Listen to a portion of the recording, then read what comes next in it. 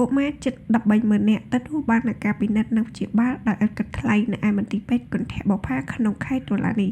មន្ទីរពេទ្យគន្ធបុប្ផានៅថ្ងៃទី 7 ខែវិច្ឆិកានេះបានប្រកាសពីតួលេខពិនិត្យនិងការព្យាបាលជំងឺកុមារកាលពីខែតុលាឆ្នាំ 2025 ដោយមានកុមារសរុបប្រមាណជា 127,158 នាក់ដែលបានទទួលសេវាពិនិត្យនិងព្យាបាលដោយឥតគិតថ្លៃប្រកបដោយគុណភាព ក្នុងចំណោមកុមារទាំងជិត 13,000 នាក់នេះគឺមានកុមារចំនួន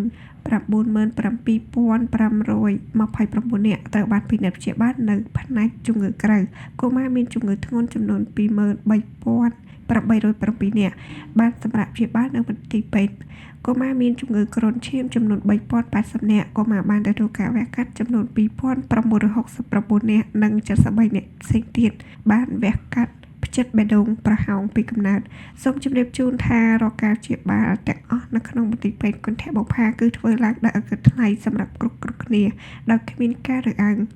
ការព្យាបាលកុមារដោយឥតគិតថ្លៃបានធ្វើឲ្យមន្ទីរពេទ្យគន្ធបុប្ផាត្រូវបានចំណាយថវិកាយ៉ាងច្រើនជារៀងរាល់ខែពោលគឺរាប់លានដុល្លារអាមេរិកទើបទាមទារឲ្យមានការចូលរួមបរិច្ចាគថវិកាពីសប្បុរសជនដើម្បីរួមចំណែកទ្រទ្រង់មន្ទីរពេទ្យនេះឲ្យបានជួយសង្គ្រោះអាយុជីវិតកុមារកម្ពុជាជាបន្តទៀតស្ត្រីទី1នៃកម្ពុជាលោកជំទាវបណ្ឌិតបច្ចាត់មន្ទីរហ៊ុនម៉ាណែតប្រធានកិត្តិយស